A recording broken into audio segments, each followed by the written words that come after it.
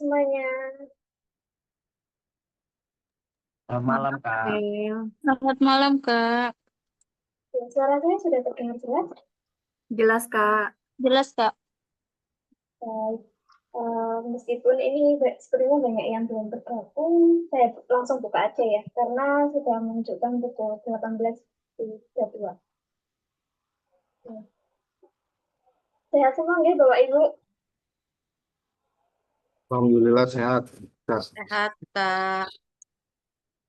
Iya, jumpa lagi dengan saya seperti kemarin nggih, Bapak Ibu semuanya, namun kita berbeda mata kuliah pada malam hari ini.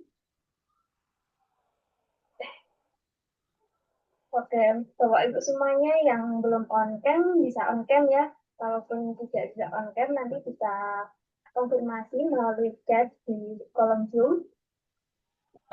Dan juga sambil menunggu teman-teman yang lainnya juga bergabung dan waktunya sudah jam sekian, bisa langsung dimulai aja ya. Baik, saya serahkan ke Pak Yatanta langsung. Monggo Pak. Ajar. Sebelumnya selamat malam. Assalamualaikum warahmatullahi wabarakatuh.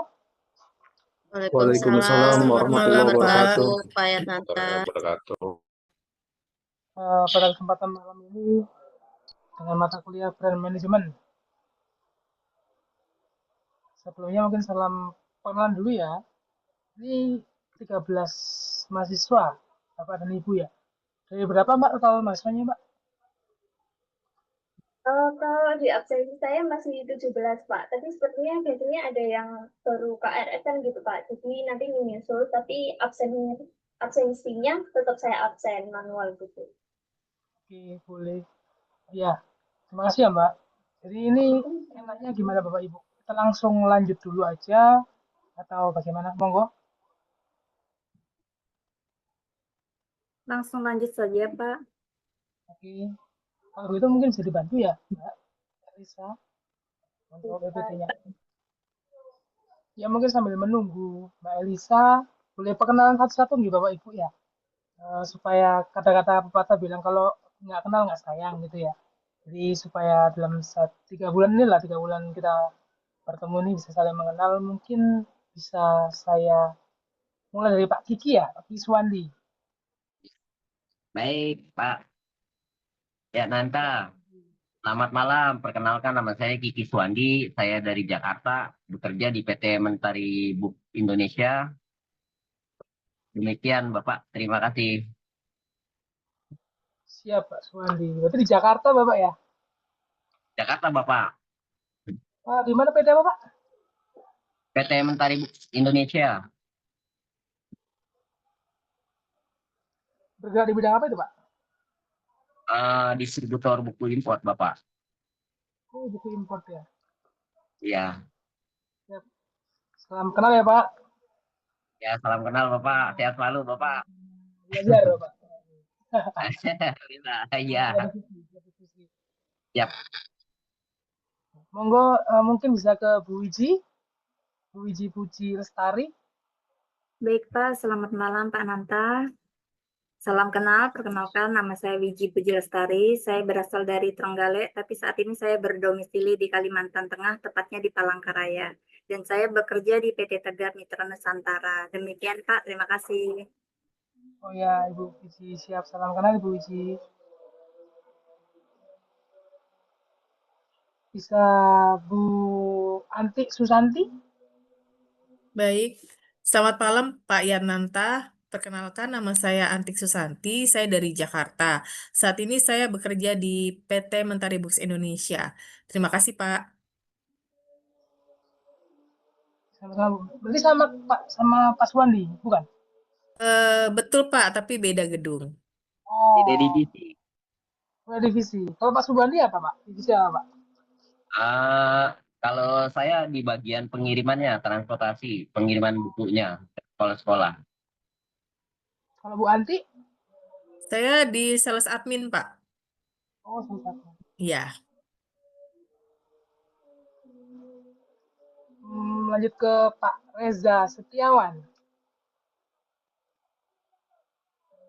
Baik Pak, terima kasih. Selamat malam Pak Nanta, salam kenal.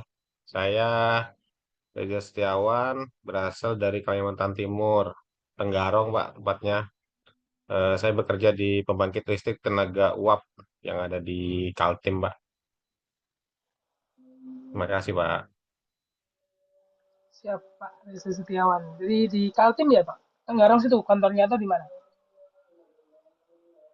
Ya, untuk kantor setnya di set office-nya ada dua, Pak. Kantor pusatnya ada di Surabaya, terus untuk setnya di Tenggarong langsung, Pak. Saya di penempatannya di Tenggarong. Siap, Pak Reza. Terima kasih, Pak. Lanjut mungkin Bu Erna.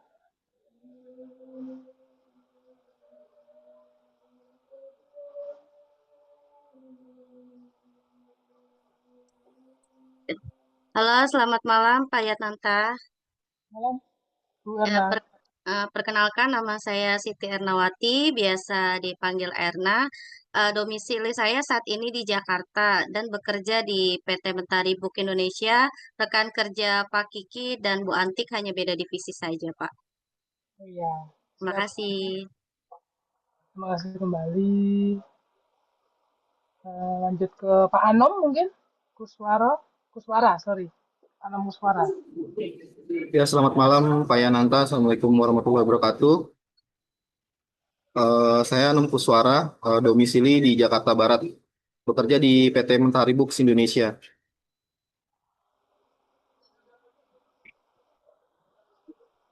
Halo, selamat malam. Ya malam Pak. Ya, saya Anum Kuswara, domisili di Jakarta Barat. Bekerja di PT Mentari Books Indonesia. Siap Pak, salam kenal Bapak. Ini Ya, sama dengan Bu Puji Pak Pak Kiki. Yandin. Ya, sama ya Dengan Pak. Dengan Pak Kiki satu divisi kebetulan, Pak. Siap. Lanjut mungkin Bu Siti Fatimatus Zahro.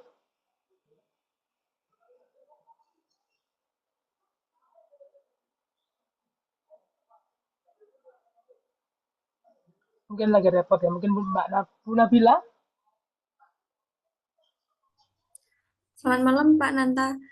Saya Ya, perkenalkan nama saya Nabila Amani Nur Azahra, sekarang berdomisili di Trenggalek, bekerja di percetakan Vector Corporation.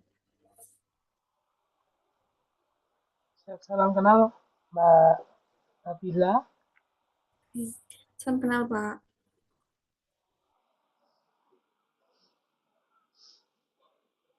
Ya, mungkin itu dulu ya, Bapak Ibu sekalian. Mungkin bisa saya lanjut untuk presentasi materi pada malam hari ini. Sambil jalan akan saya coba kenal ke yang lain yang belum saya panggil.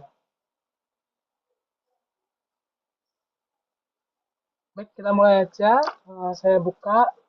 Terima kasih Bapak Ibu sekalian atas kesempatannya. Pada malam hari ini kita akan saling berdiskusi terkait brand management. Di mana di awal ini coba saya perkenalkan atau pengantar pengelolaan merek. Saya lanjut, Mbak.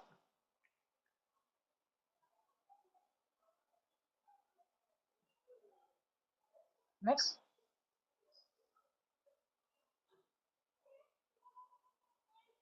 Bentar Pak, agak ngelag dikit. Oh iya, enggak apa Mbak.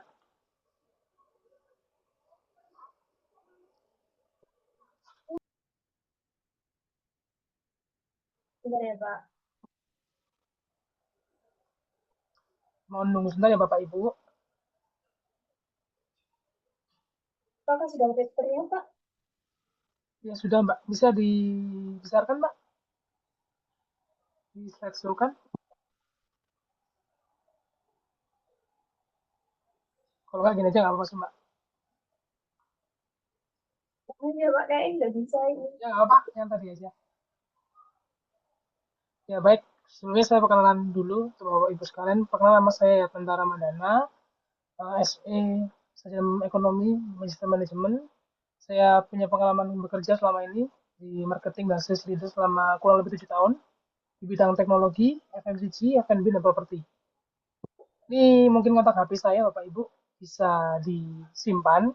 Apabila kita ada pertanyaan atau kita mau diskusi di luar kelas, monggo saya persilahkan. Kalau ada email saya ya ya ini yatnantaramadana1@gmail.com. Lalu saya ada ID LinkedIn, bisa dibaca dan dipisau Bapak Ibu sekalian. Pengalaman saya yang pertama, saya hingga saat ini masih bekerja di PT Rinda Satya Renjana sebagai marketing manager, sudah berjalan 2 tahun. Lalu sekarang juga masih kerja di Bahari Iris Pub dan Talon Kopitiam sebagai marketing manager juga di Kota Malang. Lalu saya pernah di PT Sumber Cipta Multiniaga sebagai Brand Promotion Coordinator. Itu anak distributornya PT Jarum, perusahaan rokok. Lalu saya juga pernah bekerja di Indosat, Redo sebagai account manager selama 6 bulan. Untuk pendidikan saya meneruskan magister manajemen saya di Universitas Giri Malang. Lalu S1 saya di akuntansi di Universitas Brawijaya jurusan akuntansi. Untuk organisasi saya pernah menjadi Presiden BEM FBUB tahun 2013 dan Kepala Divisi Jaringan Lembaga FBUB tahun 2012. Saya lanjut, Mbak. Mungkin saya bantu share aja, Mbak Elisa. Saya aja yang share screen ya. Mohon maaf ya Bapak Ibu, sebentar. Saya izin share screen sebentar. Sudah tampak Bapak Ibu ya?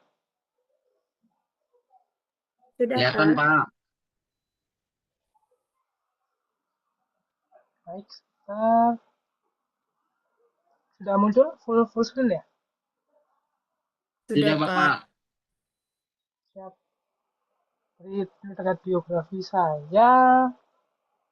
Nah, untuk pada semester 1 semester ke depan ini, seperti ini ya. Pertemuan pertama kita itu terkait pengantar brand management, lalu teori branding, sampai di pertemuan ke-8 akhirnya kita UAS. Untuk persentase penilaian kelas online atau karyawan ini, nilai UASnya 30%, kehadiran 40%, dan tugas dan keaktifan 30%. Jadi mungkin pada pertemuan kita, atau aktivitas kita selama 1 semester ini, nanti ada beberapa tugas yang saya share Bapak Ibu. Cuma mungkin bisa melalui media apa saja Bapak Ibu ya. Jangan mau cari di ChatGPT nggak apa-apa, di Gemini nggak apa-apa. Yang penting kita lebih banyak diskusi seperti itu. Jadi saya nggak membatasi, misalkan ada tugas Bapak Ibu mencari sumber di mana monggo. Yang penting outputnya adalah Bapak Ibu bisa melakukan analisa terkait kasus ataupun tugas yang saya berikan seperti itu. Lanjut. Nah, pertanyaannya, kenapa sih kita harus belajar brand management ini? Karena pada era disrupsi dan ekonomi kreatif ini, setiap individu pada dasarnya adalah sebuah brand diri atau personal branding, dan setiap produk atau layanan memerlukan diferensiasi yang kuat untuk bisa bertahan dan unggul.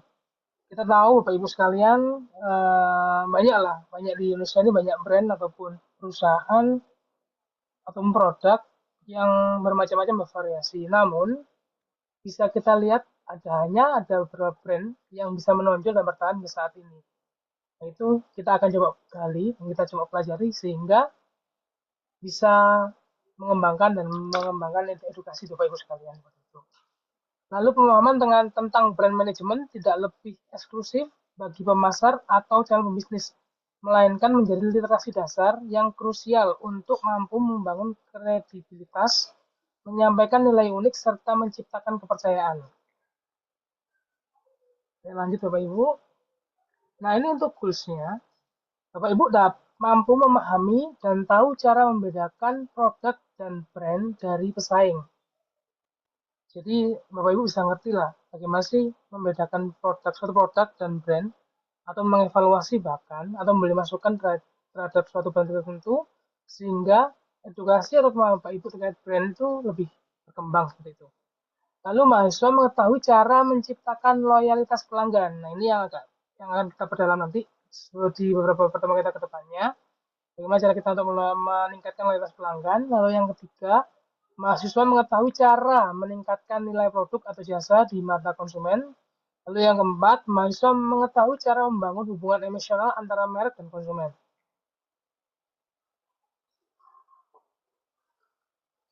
Lalu ini terkait brand, konsep dasar merek atau brand itu ada 3 menurut Kotler. Yang pertama, definisi merek brand menurut teori dan prakteknya. lalu fungsi merek bagi konsumen dan perusahaan, lalu yang ketiga perbedaan antara produk dan merek. Lalu apa sih brand itu? Brand itu adalah suatu hal yang unik berdasarkan desain, logo, simbol, kalimat, atau kombinasi yang lain yang dibuat sebagai citra perusahaan untuk mengidentifikasi produk dan membuat produk tersebut berbeda daripada kompetitornya atau produk lainnya, seperti itu. Lalu masuk ke fungsi merek bagi konsumen. Yang pertama, fungsi merek bagi konsumen adalah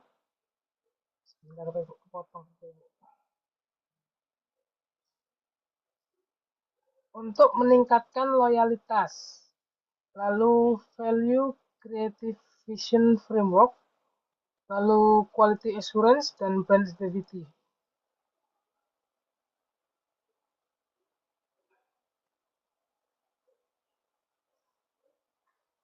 Di mana masing-masing ini punya poin sendiri yang bisa dikembangkan untuk poin-poinnya, di mana bagi merek itu bisa bermanfaat untuk konsumen dan perusahaannya, seperti itu. Lalu apa sih perbedaan antara produk dan merek?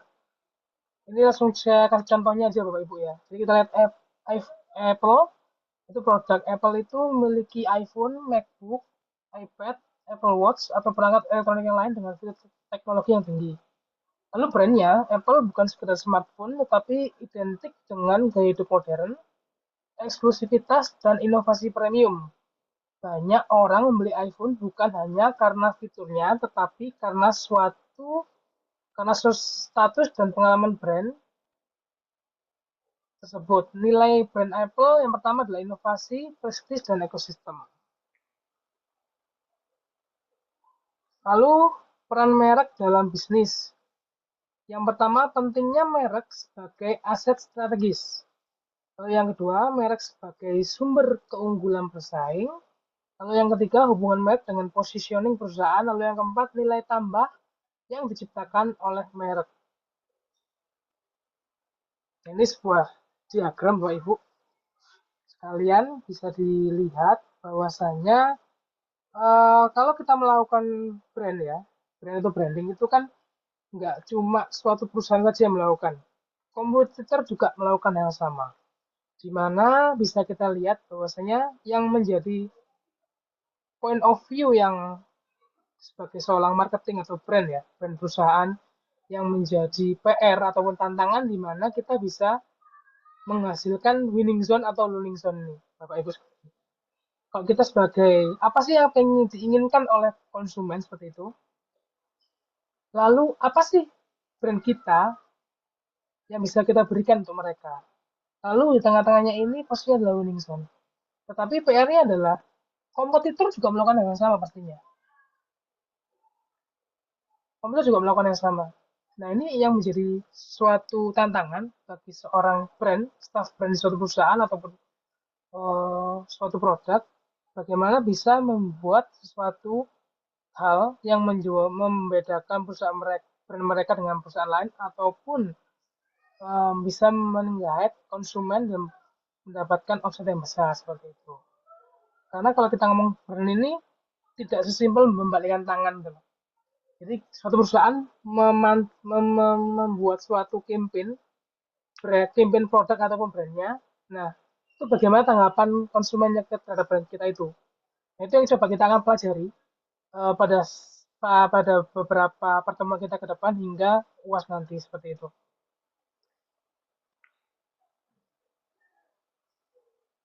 Next, brand adalah identitas yang hidup yang dibangun melalui serangkaian atribut yang membedakannya di pasar. Seperti yang saya bilang tadi Bapak Ibu, ada pembedanya.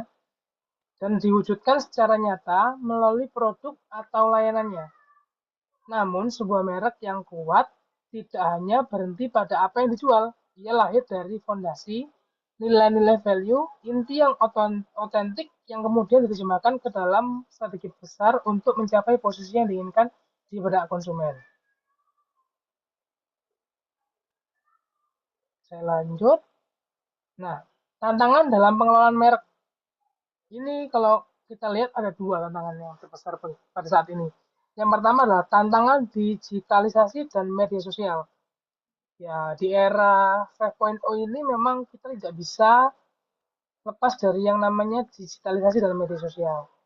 Di mana brand itu, suatu brand harus bisa mengikuti perkembangan zaman agar brand tersebut tidak terlindas oleh zaman atau kalah di pasaran. Lalu yang kedua, isu berlanjutannya atau sustainability brandingnya adalah ya kita harus bisa mengembangkan brand kita terus-menerus mengikuti perkembangan zaman, activity-nya apa saja yang harus menyesuaikan dengan kondisi zaman saat ini, yang tren saat ini, seperti itu. Lalu, tren dalam pengelolaan merek, personal branding dan influencer marketing. Lalu yang kedua, tren masa depan brand management. Kalau kita ketahui, Bapak Ibu sekalian, brand ini kalau di suatu perusahaan biasanya ada dua brand, dua activity ya. Yang pertama itu adalah personal branding ataupun brand building perusahaan tersebut. Bisa dilihat kalau kita lihat di suatu perusahaan luar ya yang notabene secara brandingnya bagus, kita bisa lihat Apple. Apple itu awalnya menggunakan personal brandingnya adalah Steve Jobs. Jadi siapa Steve Jobs itu pendiri Apple? Apa yang Steve Jobs lakukan? Kenapa sih harus Steve Jobs yang melakukan perbedaan itu? Sehingga awalnya Apple itu berdiri karena orang melakukan transaksi itu melihat Steve Jobs-nya, melakukan personal branding seperti itu. Ada juga beberapa perusahaan yang hanya fokus di produknya juga sangat banyak, tapi ada juga activity perusahaan yang berfokus pada ownernya untuk melakukan personal branding sehingga menimbulkan rasa percaya kepada konsumen seperti itu. Saya lanjut. Nah, ini untuk break room-nya.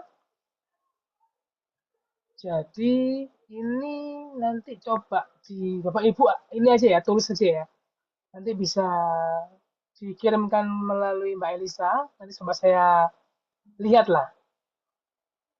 Saya masukkan poin penilaian juga. Yang pertama, menurut Bapak Ibu, apa saja merek di kategori produk apapun yang sedang banyak dibicarakan atau digemari anak muda saat ini? Ataupun yang Bapak Ibu gemari saat inilah, tidak apa-apa. Lalu apa yang buat merek-merek itu menarik dan menonjol? Bisa dipahami Bapak Ibu? Siapa? Bisa, Pak. Lalu yang kedua, apa yang biasanya Bapak Ibu dan teman-teman lakukan ketika ingin mencari tahu atau memberi suatu produk baru? Misal, lihat TikTok atau baca review online, tanya rekomendasi ke teman-teman. Lalu platform mana yang paling berpengaruh dalam menentukan kebijakan pembelian Bapak Ibu sekalian? Seperti itu. Jadi simpel aja Bapak Ibu ya, terus di kertas kira-kira produk apa sih Bapak Ibu bisa melalui kertas atau di Word terserah, saya tidak ada kewajiban untuk di Word. Jadi simpel aja, saya cuma pengen tahu Bapak Ibu itu misalkan melihat produk itu dari mana, terus juga biasanya cari tahunya dari mana, seperti itu. Ini Bapak Ibu nggih? Mungkin ada pertanyaan dari Bapak Ibu sekalian? Pak, izin bertanya, Pak. Monggo. Maaf, ini untuk mereknya boleh disebutkan atau hanya produknya aja gitu, Pak? Oh monggo, bebas Bu. Bebas ya? Monggo. Oke, baik. Makasih, Pak. Sebenarnya saya izin menyampaikan juga, outputnya saya pengen tahu sih sebenarnya Bapak Ibu paham nggak sih terkait branding ini? Paham nggak sih terkait materi yang saya sampaikan? Seperti itu. Mungkin ada dari Bapak Ibu yang lain mau bertanya?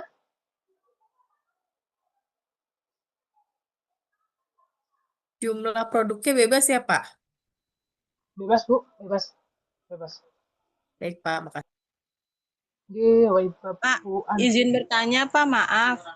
Ya, Untuk produknya kan di sini kategorinya bebas ya, Pak. Apapun itu produknya berarti makanan minuman gitu bisa ya, Pak ya?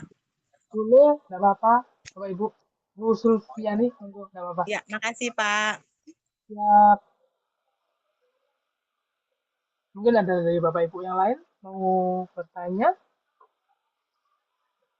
Untuk pengumpulannya gimana, Pak? Pengumpulannya mungkin bisa di foto aja. Kalau mau tulis tangan foto, kalau mau kayak Word ya dikirim ke Mbak Elisa gitu ya. Baik, tapi Baik, saya terima bikinkan kasih. Google Form aja Pak, jadi nanti langsung gitu. Oh boleh, Mbak. Terima kasih atas bantuannya. Nanti di Google Form aja. Nggih. Berarti pakai PDF boleh ya, Pak? Ya, enggak apa-apa, Bu. Monggo. Pak, dikumpulkan hari ini juga ya, Pak? Kalau bisa hari ini. Kalau bisa ya. Baik.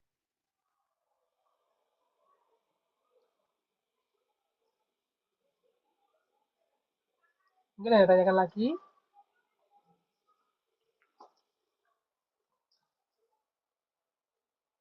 Kalau nggak ada, saya lanjut Bapak Ibu, nggih.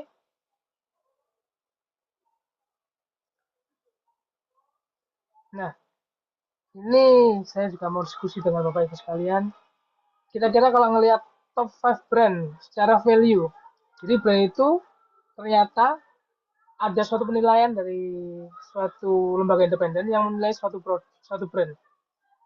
Mungkin bisa diskusi ya Bapak Ibu ya.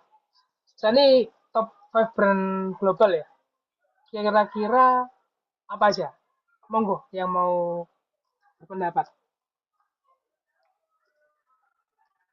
Samsung, Apple, Pak Anom, Apple ya. ya Apple. Google, Pak. Google, Tesla, Pak, Tesla. Xiaomi, Tesla, Pak. Xiaomi. Amazon, Pak.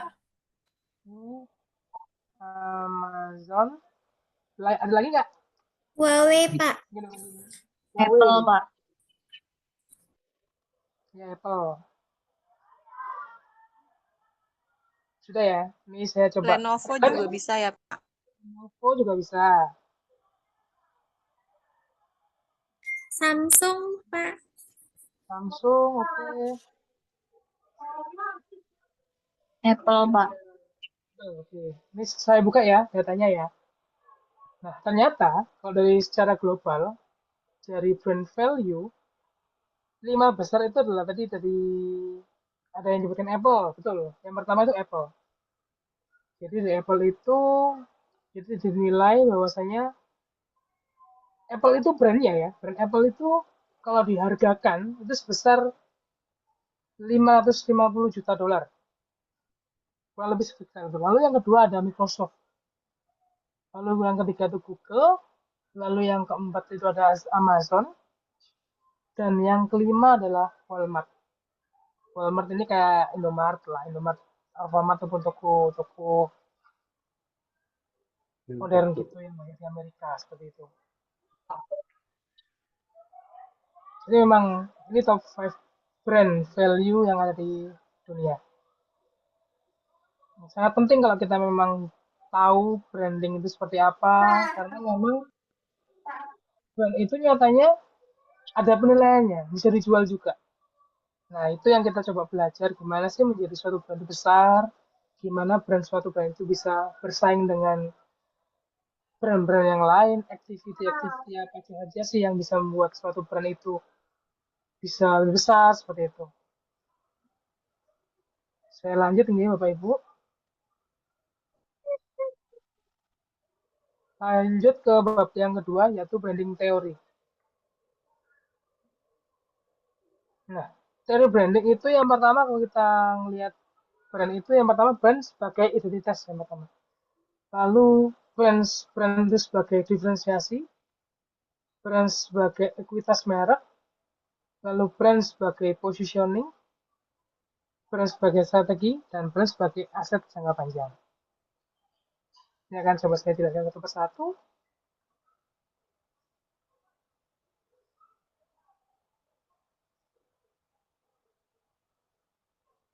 Pertama adalah brand sebagai identitas. Identitas merek mencakup yang pertama yakni nama, simbol, logo, dan warna. Kasih contoh yang sebelah kanan ini ada logo Pepsi, Apple, Nike, dan McD. Meskipun tanpa tulisan, tapi saya rasa Bapak Ibu sekalian sudah tahu lah. Maksudnya logo-logo ini adalah logo-logo brand besar dunia. Nah, ini yang menjadi pembeda. Dia sudah memiliki identitas yang kuat gitu sebagai brand. Jadi meskipun tanpa tulisan kita sudah tahu, oh ini produknya ini produknya ini. Nah, itu PR-nya. Harapan kita sebagai brand kita bisa memiliki identitas yang berbeda dari brand yang lain. Lalu yang kedua, brand sebagai diferensiasi. Diferensiasi dapat berupa yang pertama fungsional, yakni kualitas, fitur, atau keandalan dari suatu produk. Tetapi secara emosional itu kita juga bisa melihat citra, asosiasi, status, dan pengalaman. Mungkin Bapak Ibu bisa melihat selama ini iklan-iklan mobil, iklan-iklan yang brandnya sudah besar ya, iklan mobil, iklan teknologi, iklan produk rokok, iklan air minum, iklan teknologi dan sebagainya. Mereka yang sudah besar ya, mereka sekarang mainnya sudah tidak hanya berfokus pada fungsionalnya saja, tapi lebih ke citra, lebih ke pengalaman penggunanya. Contohnya iPhone, dia menunjukkan pengalaman penggunaan iPhone-nya bagaimana, menunjukkan citranya iPhone produk yang mahal, lalu juga produk yang capable. Dia membuat suatu pembeda di sana. Nah, itu penjelasan dari brand sebagai diferensiasi. Saya lanjut Bapak Ibu.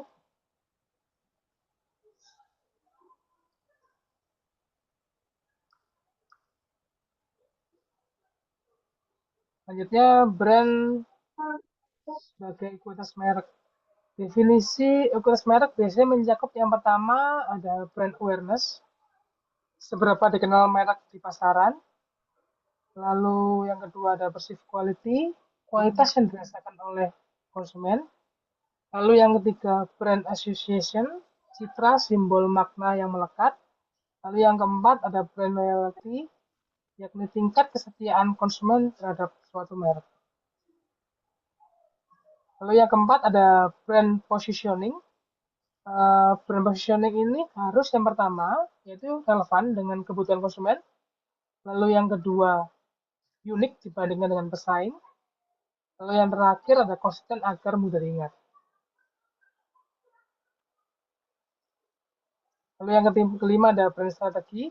Yang pertama ada line extension, yaitu yang memperluas lini produk di bawah satu merek.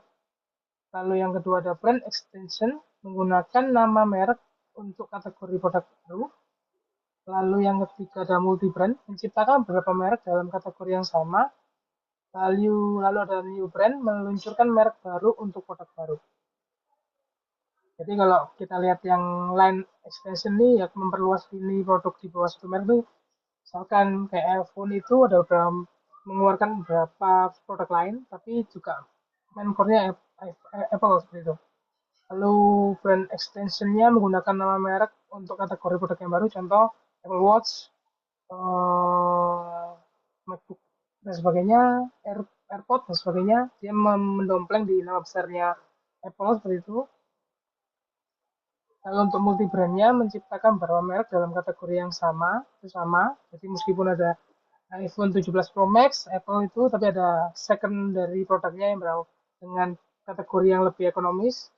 Seperti itu, jadi memberikan pasar itu bisa memberikan pilihan terhadap produk-produk yang lain, menyesuaikan dengan kebutuhan dan kantongnya seperti itu, dan membuat suatu brand baru atau menunjukkan merek baru untuk produk baru, sehingga suatu brand itu terkesan tidak mature atau tidak tua. Jadi dia melakukan launching kembali suatu produk baru dengan brand yang sama, sehingga secara brand mereka tetap diingat di mata konsumen dengan produk-produk yang baru seperti itu. Lalu brand sebagai aset jangka panjang, merek yang kuat menciptakan keunggulan kompetitif. Lalu yang kedua membentuk hubungan emosional dengan konsumen. Lalu yang ketiga menjadi aset tak berwujud yang meningkatkan nilai suatu perusahaan. Seperti itu. Saya lanjut, Bapak Ibu sekalian. Ini ada case study. Case study-nya ya bisa lihat Bapak Ibu lihat ada mobil BYD. Kenapa saya ambil mobil BYD? Karena memang dalam beberapa tahun ini BYD cukup menjadi suatu brand yang maju di Indonesia dan berkembang di bidang otomotif khususnya. Ini coba saya breakdown satu persatu. BYD. Cara brand identity BYD awalnya dikenal sebagai produsen baterai. Tetapi dengan visi Build Your Dreams, mereka ingin menjadi pelopor mobil listrik global. Nah, itu suatu brand juga harus bisa melihat ya, kira-kira brandnya ini bisa dikembangkan atau tidak. Lalu yang kedua, diferensiasi. Jadi awalnya BYD ini fokus pada kendaraan listrik saja, yang ramah lingkungan, teknologi baterai sendiri, dan harga kompetitif dibandingkan dengan merek global seperti Tesla. Tadi ada beberapa yang bilang kalau Tesla juga masuk ya. Lalu yang ketiga, ekuitas merek.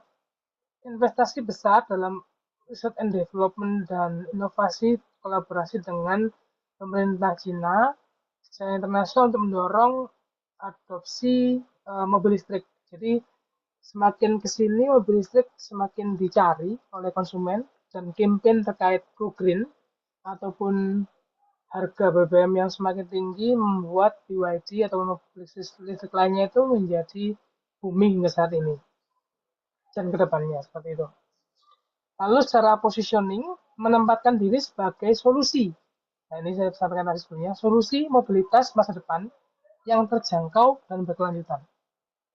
Secara positioning kalau kita bandingkan dengan Tesla, dari segi harga sudah hampir separuhnya kalau kita ngeliat BYD, kita lihat Indonesia ya, BYD dengan Tesla. Kalau Tesla memang lebih mahal, tapi BYD ini banyak layer-layer harga, mulai yang ekonomis sampai yang paling tinggi juga ada. Lalu strategi perluasan pasar global, Cina, Eropa, Amerika Serikat, lalu menggunakan brand ambassador, campaign edukasi mobil listrik, itu berhasil di benak konsumen hingga saat ini. Lalu aset jangka panjangnya, membangun ekosistem energi terbarukan melalui baterai atau panel surya untuk mendukung mobil listrik, memperkuat ekuitas merek sebagai inovator dan pemimpin teknologi di masa depan, seperti itu. Mungkin ada yang didiskusikan Bapak Ibu terkait BYD ini? Atau yang ditanyakan? Oke, saya izin lanjut Bapak Ibu ya, kalau tidak ada. Nah, kalau nggak ada, sesi breakout Bapak Ibu. Jadi, ini dari brand yang tadi ya Bapak Ibu ya. Bapak Ibu yang sudah buat tadi, ataupun sudah tentukan, monggo dipilih cara branding teorinya dan analisisnya seperti apa. Jadi seperti yang saya sampaikan tadi ya, yang BYD ini. Jadi dari brand ataupun dari yang breakout sebelumnya, yang saya tanya Bapak Ibu, monggo dibuat seperti ini, nanti kita akan diskusikan pada pertemuan minggu depan.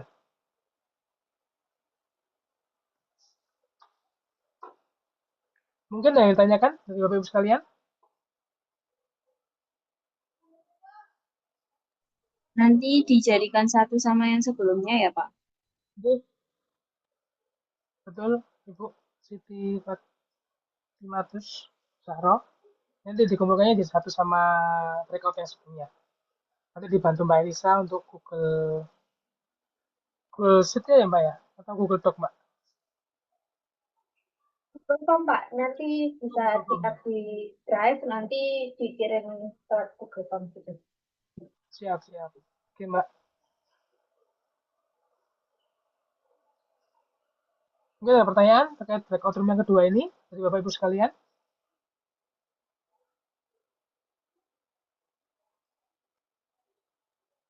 Pak, bisa Branding lihat slide teorinya sebelum ini sesuai belum, Pak? sama itu ya, Pak?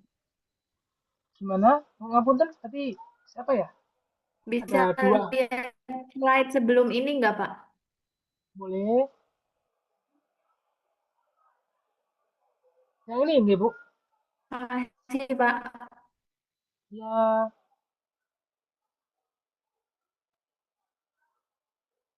Tadi dengan siapa lagi tadi ya? Ibu siapa yang tanya tadi ya? Ada lagi mungkin? Bapak, maaf izin bertanya, Bapak. Monggo Bu Via. Berarti untuk tugas kedua ini nanti tampilannya seperti di slide yang sebelumnya tadi ya? Ya, betul Mbak. Oh, Benar betul Bu seperti ini. oke. Terima kasih Bapak. Iya, sama-sama Ibu. Mungkin ada yang tanyakan lagi terkait breakout room-nya?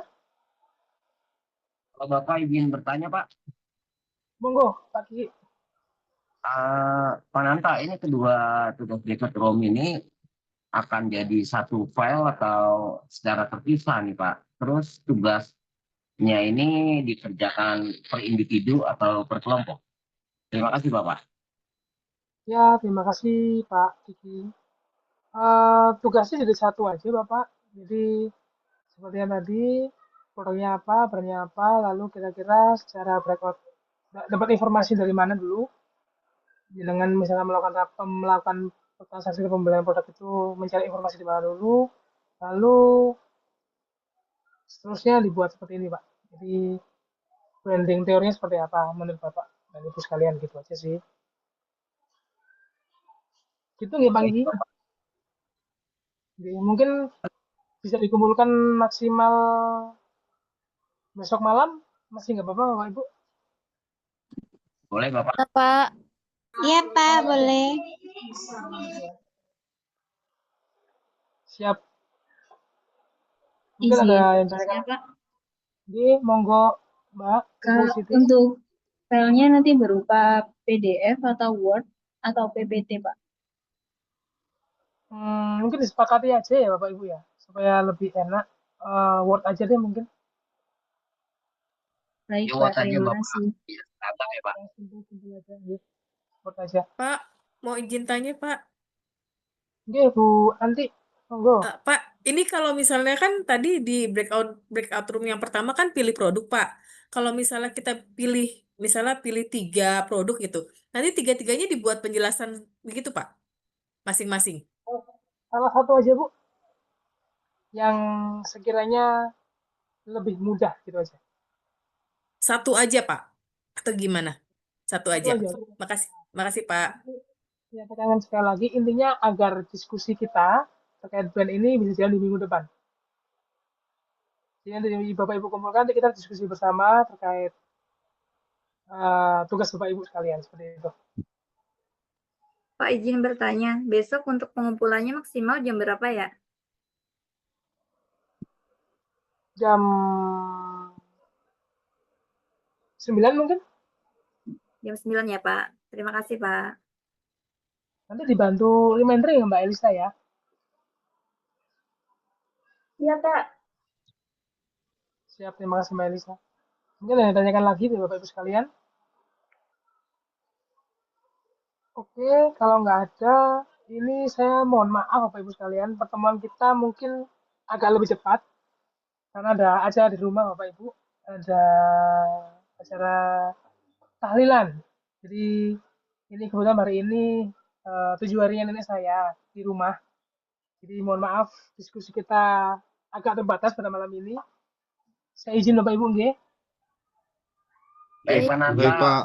Baik, Ya, Pak. Pak. Baik, Pak. Maaf sekali lagi jadi agak cepat mungkin diskusinya, sehingga mungkin di minggu depan kita lebih banyak diskusi ya, lebih banyak ngobrol, karena kan Bapak Ibu semua ini mayoritas karyawan. Jadi kalau memang kita hanya sebatas textbook aja kayaknya kurang asik ya buat ngobrolnya ya. Oke, gitu. Ini selesai yang terakhir. Sebenarnya terima kasih. Kurang lebihnya mohon maaf Bapak Ibu. Nanti misalkan ada diskusikan, monggo bisa WA saya ataupun Mbak Elisa. Bisa saya bantu diskusikan lagi. Mungkin sekali lagi ada yang ditanyakan lagi Bapak Ibu. Kalau tidak ada saya izin, saya pamit. Terima kasih sebelumnya. Saya kembalikan ke Mbak Elisa. Assalamualaikum warahmatullahi wabarakatuh. Waalaikumsalam warahmatullahi wabarakatuh. Waalaikumsalam warahmatullahi wabarakatuh. Waalaikumsalam warahmatullahi Waalaikumsalam wabarakatuh. warahmatullahi wabarakatuh. Baik. Terima kasih banyak Pak Yananta untuk pemaparan materinya pada malam hari ini. Mungkin Bapak Ibu semuanya nanti kalau masih ada pertanyaan itu bisa melalui saya atau bisa langsung ke Pak Yarnanta gitu. Oke, karena Pak Yarnanta hari ini ada acara, cukup sekian pada kelas malam hari ini. Mohon maaf gitu Bapak Ibu semuanya kalau pada malam hari ini kelasnya tidak full. Kita akan bahas lagi di minggu depan gitu ya Pak. Ya, Baik, Mbak. Kak Elisa. Baik, Baik, Kak. Kak. Terima kasih Baik, Mbak Elisa. semuanya. Makasih Mbak Selamat Elisa. malam, selamat Terima beristirahat. kasih Kak Selamat malam, Elisa. Selamat Terima kasih malam. Pak Terima kasih Pak Yarnanta. Yarnanta. Terima Pak kasih Kak Yarnanta. Lisa. Sampai bertemu minggu Terima kasih. Selamat depan. malam. Terima kasih, Malam. Kak. Terima kasih Kak.